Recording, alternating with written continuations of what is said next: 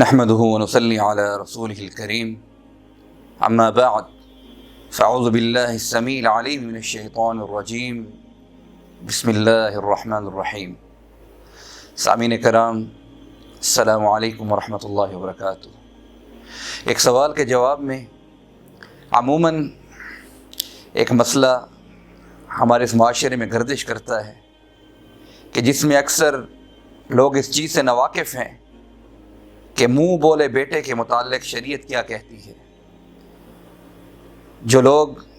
باہر سے بچے لے کر ان کو پالتے ہیں یا کسی سے بچہ گود لیتے ہیں، جسے ہم عموماً عام فہم زبان میں لے پالک کہتے ہیں، تو اس کے متعلق شریعت مطہرہ کیا کہتی ہے، اس کے کیا احکامات ہیں؟ اس طرح کیا لے پالک بچہ وراثت کا بھی حقدار بن سکتا ہے کہ نہیں؟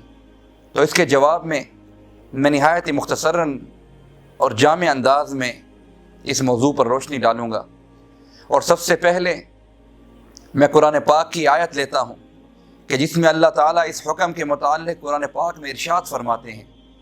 ادعوهم لآبائهم وأقسط عند الله فإن لم تعلموا آباءهم فإخوانهم في الدين ومواليكم، کہ تمہارے لیے بہتر ہے کہ تم منہ بولے بیٹوں کو ان کے والدین کی نسبت سے پکارو، ان کے والدین کے نام سے پکارو۔ اللہ تعالیٰ کے حضور میں یہ چیز سب سے بہتر ہے۔ فَإِن لَمْ تَعْلَمُوا آبَاءَهُمْ،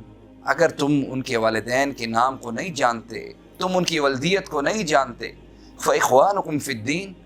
تو وہ دین میں تمہارے بھائی ہیں، وَمَوَالِيكُمْ، اور تمہارے دوست ہیں، لہذا یا انہیں کسی بھائی کے نام سے پکارو یا کسی دوست کے نام سے ان کو پکارو۔ تو شریعت مطہرہ میں رسول اللہ صلی اللہ علیہ وسلم کے اس واقعے کو میں سب سے پہلے نقل کرتا ہوں کہ جس میں آپ نے حضرت زید بن حارثہ رضی اللہ تعالی عنہم اجمعین کو اپنا منہ بولا بیٹا مانا تھا، اور لوگ اسی نسبت سے زید بن حارثہ کو زید بن محمد کہا کرتے تھے۔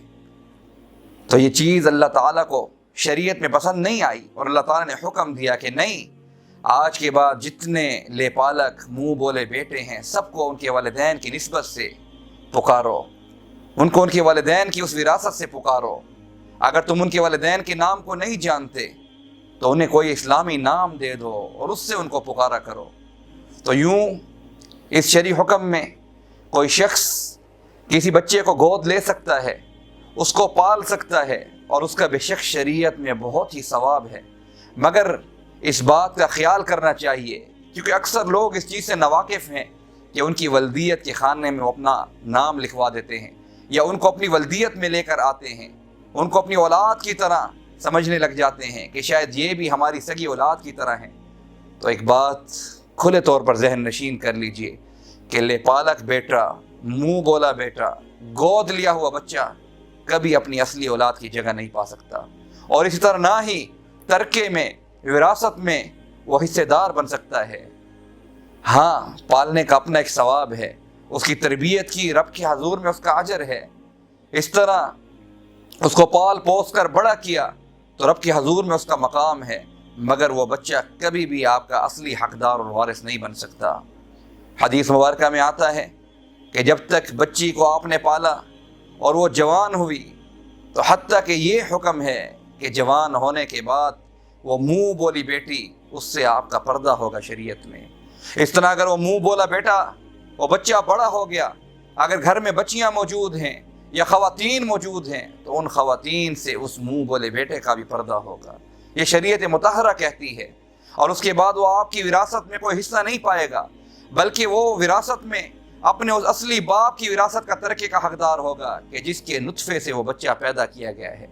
ہاں، شریعت میں یہ بات ہے کیونکہ لوگ اس چیز میں بڑی پریشانی کا شکار رہتے ہیں، بڑے تذبذب کا شکار رہتے ہیں کہ آیا جب ہم نے بچے کو پال پوس کر بڑا کیا تو کیا ہم اپنے ترکے میں سے بھی اس کو حصہ دے سکتے ہیں، یا کسی کی اولاد نہیں تو کیا ہم اس کو اپنی وراثت کا حقدار بھی بنا سکتے ہیں؟ تو شریعت میں یہ ہے کہ اپنی زندگی میں اگر اس کو اپنے پہلے جو کہ اس کا حقیقی والد ہے اس سے کچھ ملنے کی امید نہیں تو اس کو گفٹ کے طور پر اپنی زندگی میں بھی کچھ دے سکتے ہو، اور جب وصیت کرنے لگو تو اپنے اس ترکے میں، اپنی اس وراثت میں، اپنے اس منہ بولے بیٹے کے لیے آپ 1/3 وصیت بھی کر سکتے ہیں۔ یہ ہماری شریعت مطہرہ حکم دیتی ہے۔ اور اس طرح جب اس بچے کی پرورش کی باری آتی ہے اور جہاں پر اس کی ولدیت کا خانہ ہے، تو میں خاص طور پر یہ بات کہوں گا کہ اس میں آپ ایز اے گارڈین تو لکھوا سکتے ہیں، ایز اے سرپرست تو لکھوا سکتے ہیں، مگر کبھی اس کے والد کی جگہ نہیں لے سکتے۔ فرمایا کہ یہ حرام ہے۔ اور پھر رسول اللہ صلی اللہ علیہ وسلم نے کھلم کھلا اپنی حدیث مطہرہ میں، حدیث مبارکہ میں اس بات کو واضح کر دیا کہ وہ شخص دائرہ اسلام سے خارج ہو گیا، اور بعض روایت میں کہ وہ کافر ہو گیا